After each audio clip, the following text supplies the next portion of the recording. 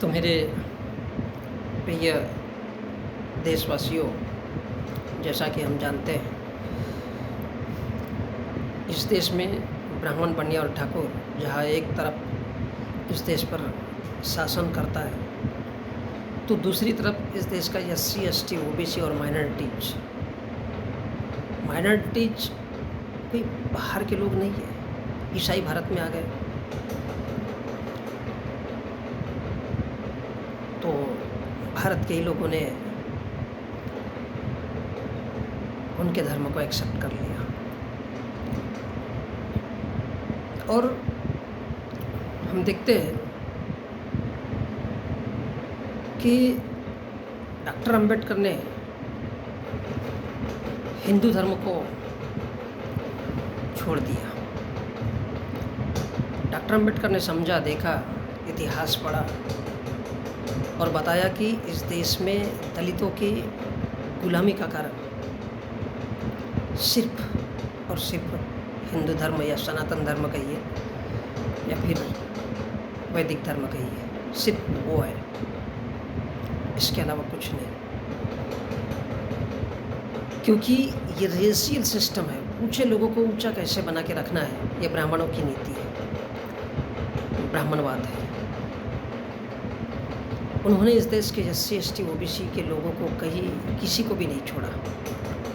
अब माइनॉरिटीज़ को थोड़ा बाजू में इसलिए रखते हैं क्योंकि जैसे जैसे इस देश में लोग आते गए वो धर्म से वो उनकी तरफ आकर्षित होकर के उनको एक्सेप्ट करते चले गए।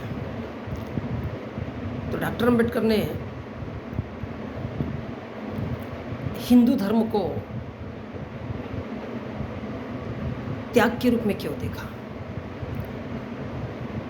क्यों ऐसा लगा डॉक्टर अंबेडकर को?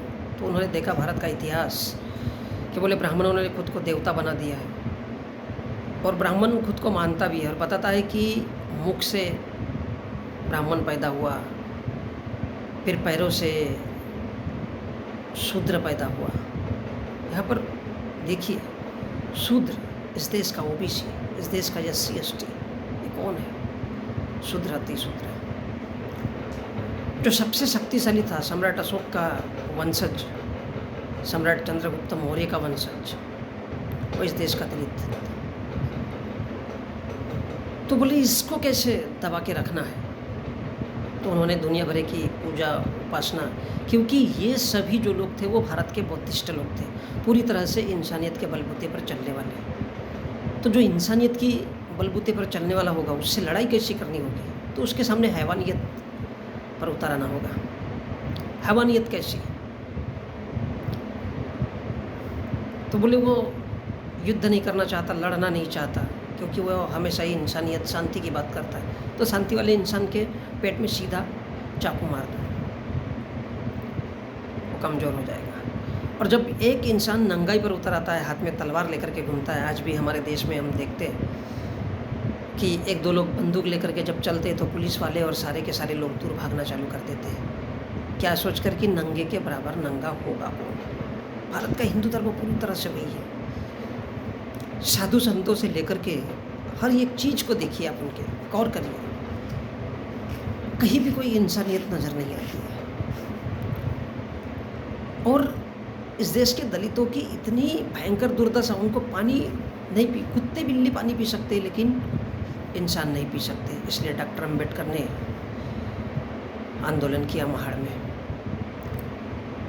कि बोले पानी पीने से पानी कम हो जाएगा तालाब का।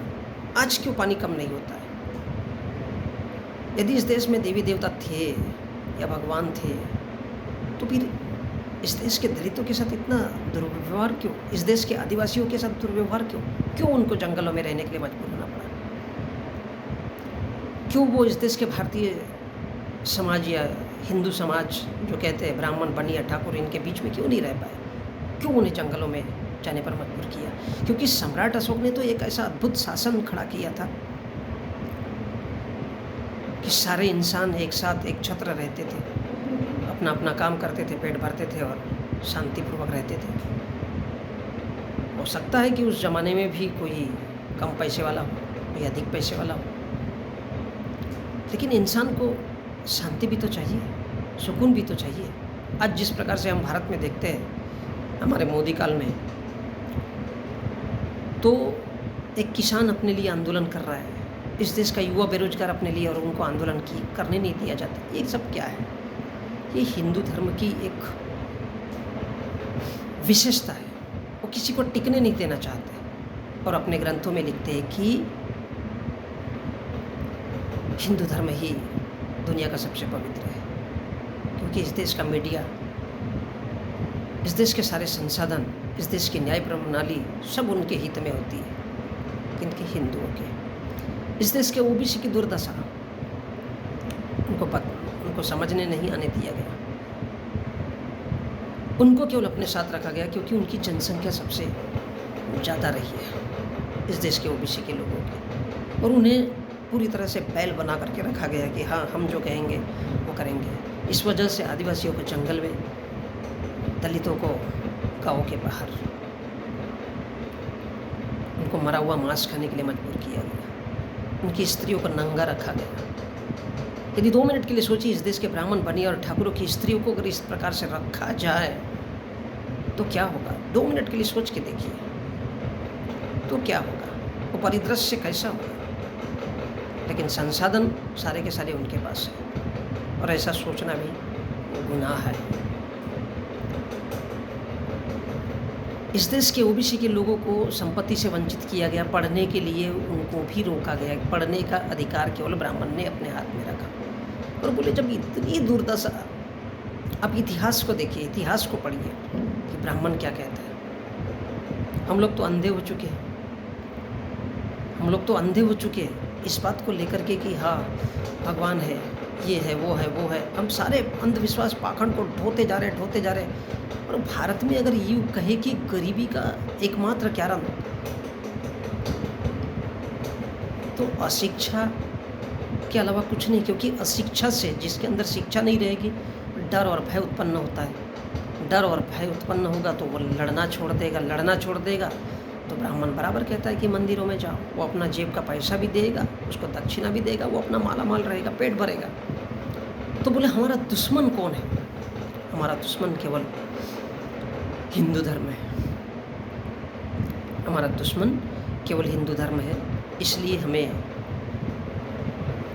1911 में जब जनगणना हुई तो ब्राह्मणों ने लिख करके दिया कि बोले हम हिंदू नहीं है। फिर भारत का ओबीसी कैसे हिंदू हो सकता है? इसलिए हिंदुओं की सोच समाप्त करने के लिए देवी देवता और उनके पीछे ढोंग, अंधविश्वास, पाखंड, ज्योतिष और न जाने क्या क्या। और स्त्री को क्या है? स्त्री सबसे शक्तिशाली चीज़ है, सबसे शक्तिशाली, क्योंकि वो पैदा करती है, वो जनती है किसी भी चीज़ को, उसमें मादा का रूप होता है, इसलिए वो शक्तिशाली होती है। उसको कमज़ोर बनाने के लिए उसको ताड़न का अधिकारी बताया गया है। तो वास्तव में क्या आप हिंदू होना पसंद करोगे?